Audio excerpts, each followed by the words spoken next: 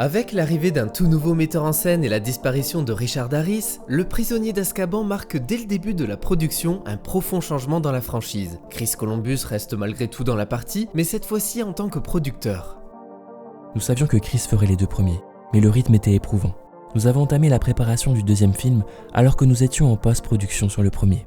Je ne connais personne d'aussi énergique que Chris, mais ça l'a épuisé, ce qui ne lui était sans doute encore jamais arrivé. De plus, s'il était resté à la réalisation, Eleanor, sa fille aînée, aurait dû changer d'école à un moment important de son éducation. Nous lui avons demandé s'il voulait réaliser le 3e volet, et il a dit non. Il avait mis l'univers en place et trouvé les acteurs. Harry Potter le passionnait toujours, mais il sentait qu'il ne pouvait plus continuer. Au même moment, un certain Alfonso Cuarón est nominé pour l'Oscar du meilleur scénario avec le film Y tu mamá también, qui se concentre sur les derniers moments de l'adolescence. Un candidat parfait pour Harry Potter 3, un opus qui se concentre justement sur les premiers moments de cette période de vie. Cuarón avait également réalisé en 1995 La Petite Princesse, où il a fait preuve d'une sensibilité visuelle en mêlant l'imaginaire et le réel selon le producteur David Heyman. Un long métrage que Joanne Rowling adore. Seulement, lorsque le réalisateur mexicain est contacté, il avoue au producteur ne pas connaître la saga Harry Potter. Il n'avait pas lu les livres et n'avait même pas vu les films. À ce moment-là, il sortait tout juste d'une production à petit budget et ne se voyait pas faire un blockbuster. Il était donc sur le point de refuser. Avant de prendre la décision finale, il appelle son ami d'enfance Guillermo del Toro pour lui demander ce qu'il pense de cette histoire. Del Toro ne passe pas par 4 chemins. « Tu es fou? Tu les as lus au moins? Ne sois pas stupide, lis-les immédiatement !» Motivé par les réprimandes de son collègue, Alfonso se plonge dans le premier tome. Quelques pages suffisent pour qu'il tombe amoureux du récit, de cet univers magique, et il dévore les 3 premiers livres en un temps record. D'ailleurs, Le Prisonnier d'Azkaban devient son préféré. Ça tombe bien. Le plus fascinant, de mon point de vue, c'est que même si l'univers de J.K. Rowling est imaginaire, tout a un lien avec le monde réel. L'aspect émotionnel est très sincère. Je venais juste de finir un film sur le passage à l'âge adulte de 2 adolescents, et Azkaban, lui, traite de la fin de l'enfance et de l'entrée dans l'adolescence. Harry est un enfant forcé d'assumer sa propre identité. Tous les gamins essaient de trouver ou de se forger leur identité d'adulte.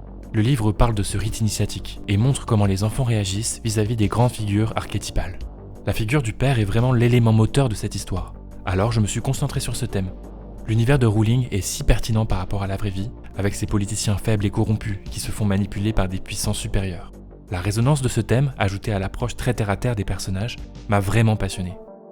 Malgré l'engouement suscité par le projet, le cinéaste exprime cependant quelques doutes. Comment apporter sa propre vision personnelle dans une production aussi atypique ? À nouveau, Del Toro lui conseille d'aborder l'histoire de manière très humble. Consacre-toi entièrement à ton sujet et laisse quelque chose de très pur s'épanouir. Il peut en résulter une alchimie magique qui donnera naissance à l'un de tes films les plus personnels.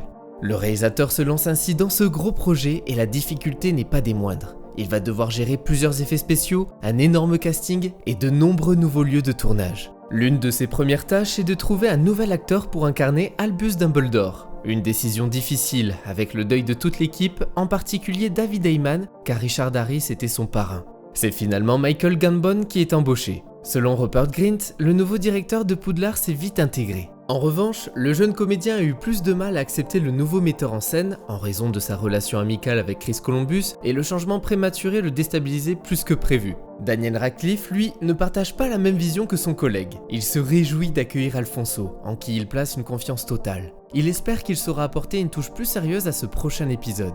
Entre l'arrivée de Sirius Black, du professeur Lupin, des détraqueurs et également des détails supplémentaires sur l'histoire des parents d'Harry Potter, le défi était de taille. Plus on avance dans l'histoire, plus les livres étaient de plus en plus gros et plus complexes. Il faut évidemment choisir ce qu'on doit garder ou éliminer.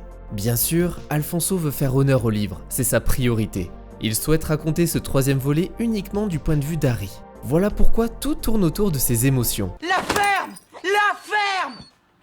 Au niveau de l'esthétisme, il veut adapter la palette des couleurs en fonction du ton plus sombre du livre. On dit au revoir aux couleurs vives des 2 premiers films et on dit bonjour aux tons gris et bleu foncé. Expecto Patronum! Pour chaque idée, Cuarón demande constamment l'autorisation de Rowling. L'écrivaine se montre très enthousiaste et ne refuse que lorsque ses propositions contredisent les enjeux des futurs épisodes. Nous avons fait pareil pour les personnages. Dès qu'on commençait à écrire ou à concevoir quelque chose pour un personnage, elle nous présentait de merveilleux arguments pour nous expliquer si c'était possible ou pas. Elle était très disponible et ouverte à toute discussion. Parfois, elle nous disait « c'est très drôle » ou « c'est génial, je n'y avais pas pensé, mais c'est super, allez-y ». À d'autres moments, c'était « je préférais que vous ne le fassiez pas, ça va poser un gros problème pour le 6e tome ».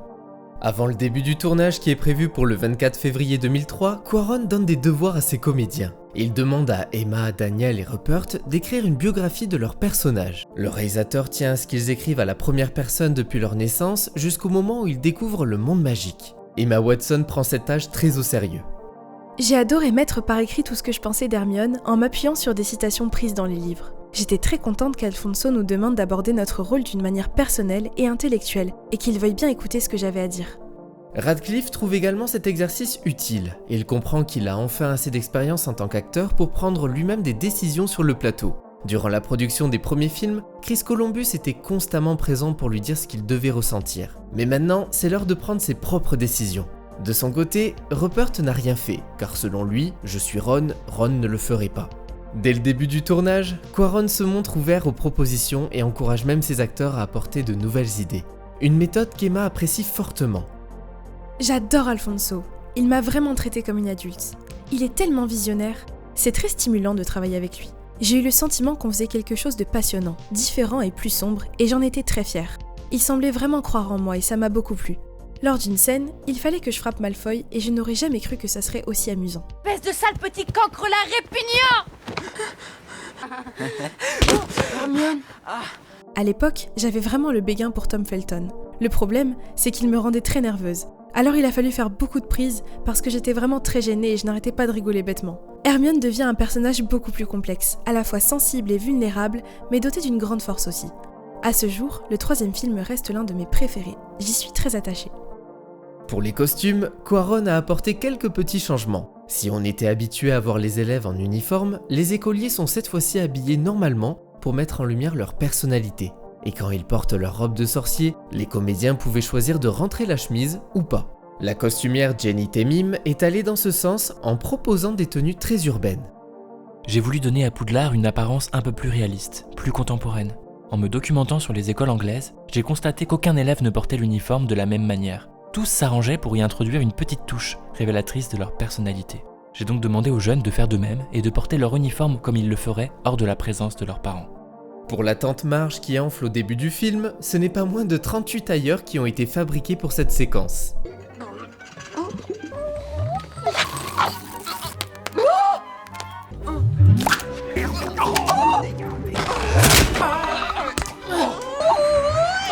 D'après le maquilleur Nick Dudman, il n'y a aucun trucage numérique à part les câbles qui ont été effacés. Ce dernier a expliqué comment ils ont procédé. Il y a eu 4 étapes différentes où elle grossit. Ils ont fabriqué 2 combinaisons gonflables grâce à des chambres à air. Il y avait aussi des gants et jambes qu'ils gonflaient grâce à un appareil pneumatique à pression contrôlée par ordinateur.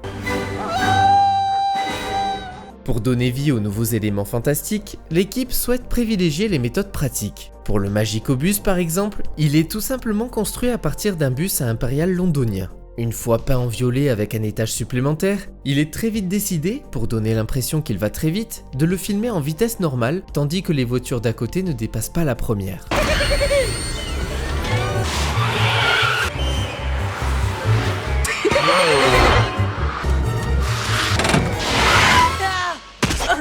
Pour les détraqueurs, le marionnettiste Basil Twist confectionne une marionnette qui est ensuite filmée au ralenti pendant qu'il la manipule dans un bassin. Le plan est ensuite lu à l'envers afin de donner à la créature des mouvements bizarres. Le résultat est satisfaisant, mais cette méthode ne fonctionnera pas pour certaines séquences plus complexes. Ils seront alors en CGI.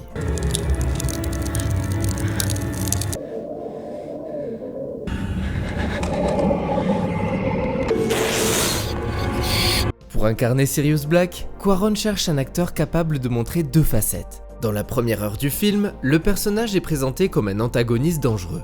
Mais il y a un retournement de situation, où l'on comprend que Sirius a toujours fait preuve de bonnes intentions malgré son destin tragique. Il fallait donc un acteur capable de jouer ces 2 aspects complexes. Gary Oldman s'impose comme le choix parfait. Mais l'acteur qui a l'habitude de se cacher derrière un masque ou beaucoup de maquillage hésite. Car s'il accepte, il devra l'interpréter à visage découvert, avec sa voix et son propre accent. Et il n'a pas l'habitude de travailler dans ce genre de conditions. Fan de Gary, Daniel Radcliffe se montre nerveux avant leur première rencontre. Une nervosité qui va vite s'évaporer grâce à la gentillesse et la bienveillance de son senior dans l'industrie. J'imagine que tu en as assez d'entendre ça. Mais tu ressembles beaucoup à ton père. Pour Remus Lupin, le nouveau professeur de défense contre les forces du mal, c'est David Thewlis qui est pris. Le comédien était d'ailleurs dans la course pour incarner le professeur Quirrell durant les auditions du premier Harry Potter. Le talent de David n'est plus à prouver. L'homme a connu une renommée internationale grâce à ses rôles face à Leonardo DiCaprio dans Eclipse Total, Brad Pitt dans 7 ans au Tibet, ou encore Marlon Brando dans le remake de L'île du Docteur Moreau. Néanmoins, jouer un sorcier puissant qui se transforme en loup n'est pas si simple.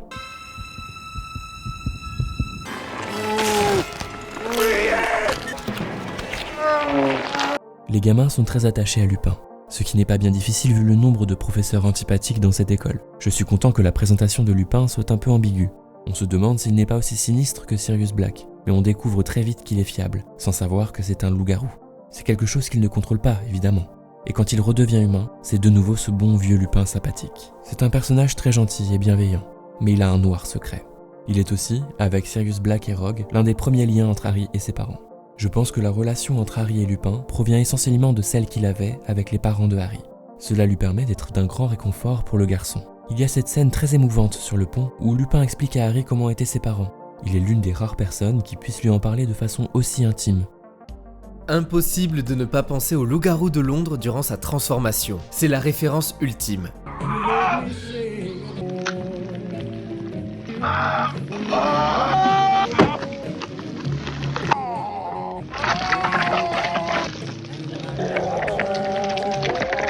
Là encore, Alfonso a tenté de filmer la séquence avec des effets pratiques, mais cela ne faisait pas assez naturel. Le loup-garou est donc devenu un personnage numérique. Timothy Spall est pris pour jouer Peter Pettigrew. L'acteur décrit son personnage comme un avorton qui colle au basque du groupe, celui qui reste sur le bord et que les autres tolèrent parce qu'il fait pitié. Comme Peter est resté un rat durant 12 ans, il doit donc continuer à se comporter comme tel. L'équipe s'est amusée à ajouter des poils sur son visage, des oreilles pointues et 2 grandes dents. Et enfin, l'actrice aux multiples récompenses Emma Thompson est engagée pour jouer l'excentrique professeur Trelawney. Bonjour. Quand j'ai eu le rôle, je l'ai immédiatement vue comme une personne échevelée qui ne sait pas regarder dans un miroir depuis longtemps, ou qui ne se maquille pas, ou qui ne peut rien voir du tout. Si elle est toujours tournée vers l'avenir, alors elle ne peut pas voir ce qu'il y a devant elle. Et donc, si elle ne se regarde pas, elle ne peut pas se voir, elle doit avoir l'air négligée. Je savais qu'elle devait avoir ses yeux énormes. On dirait que sa chevelure a explosé au sommet de son crâne et qu'elle n'a pas été brossée depuis bien longtemps. Le tournage se termine en fin novembre 2003 pour une sortie prévue le 31 mai 2004. Avec un budget de 130 millions de dollars, Le Prisonnier d'Azkaban rapporte plus de 795 millions de dollars au box-office mondial. Un score légèrement en baisse par rapport aux 2 premiers, mais le succès est toujours au rendez-vous. De plus, les critiques sont dithyrambiques. Le Hollywood Reporter a qualifié le film d'une adaptation plus profonde, plus sombre, visuellement saisissante et plus satisfaisante sur le plan émotionnel, pendant que le magazine Rolling Stone souligne la qualité de l'intrigue. Pour sa 3e année à l'école des sorciers, Harry Potter change ses habitudes. D'abord, Chris Columbus cède les rênes à Alfonso Cuarón. Le premier avait suivi des enfants pendant 2 épisodes. Avec Le Prisonnier d'Azkaban, nous découvrons des adolescents. Pour trancher, adieu partiel aux robes sans âge de Poudlard et bonjour aux baskets, jeans et sweatshirts. Plus moderne donc, et plus sombre aussi, le 3e opus annonce le monde adulte. Vengeance, violence, quête d'identité et mensonge. Sentiments profonds et durs que nos jeunes protagonistes découvrent tout au long des 2h20 du film. Sombre de par le scénario et les personnages, les détraqueurs, terribles gardiens d'Azkaban, feraient presque penser aux 9 cavaliers du Seigneur des Anneaux. Gai, n'est-ce pas? On est bien loin du gentil Dobby. La sensation de voir un rideau gris tomber sur le monde du jeune Potter est presque palpable. Alfonso Cuarón a quasiment gommé les couleurs. Les couloirs de Poudlard ne sont plus sûrs et presque glauques. Même la grande salle paraît terne, c'est dire. Les jeux de caméra sont sans comparaison avec ceux des épisodes précédents, plus rapides, plus brutaux. Malgré de superbes transitions entre les saisons de l'année, le spectateur a presque l'impression d'être toujours en hiver.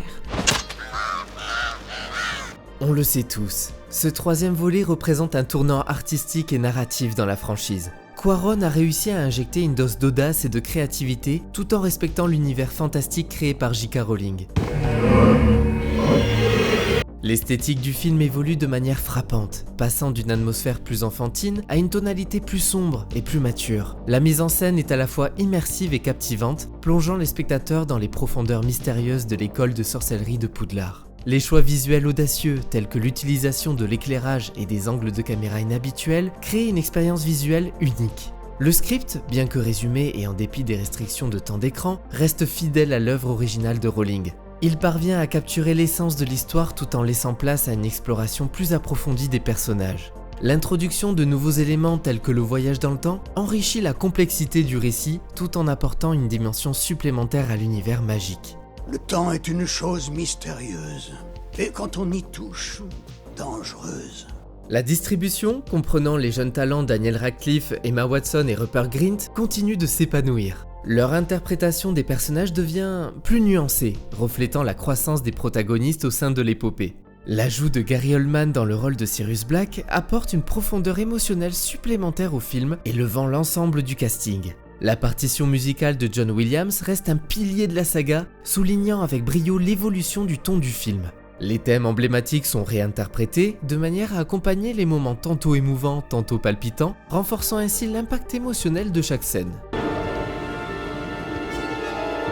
Le metteur en scène a réussi à fusionner la magie emblématique de l'univers avec une esthétique visuelle captivante, donnant ainsi naissance à un chapitre mémorable. Le film offre une expérience immersive alliant intrigue, émotion et visuel époustouflant.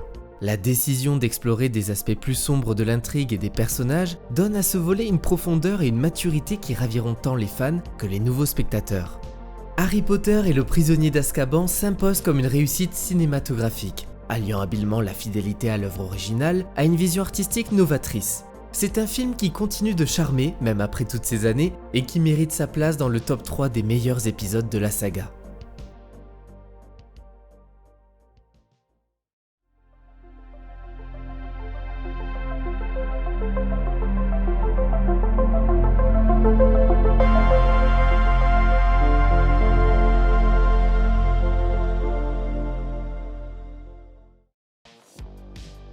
J.K. Rowling a déclaré qu'elle avait ressenti des frissons en regardant ce film, car elle y avait remarqué par inadvertance des références aux événements des 2 derniers livres. Elle a expliqué que les spectateurs pouvaient rétrospectivement penser que ces éléments ont été délibérément inclus comme des indices.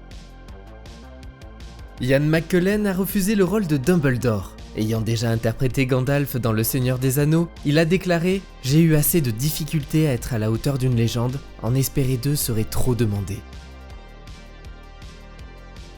Alfonso Cuarón a eu l'idée que lorsque les détraqueurs s'approcheraient du Poudlard Express, la pluie se transformerait en glace. Cependant, en raison de son fort accent mexicain, l'équipe des effets visuels a entendu glace comme les yeux. Ils sont donc allés jusqu'à rédiger un storyboard représentant des yeux tombant du ciel qu'ils ont présenté à Cuarón stupéfait. Celui-ci a immédiatement corrigé leur erreur.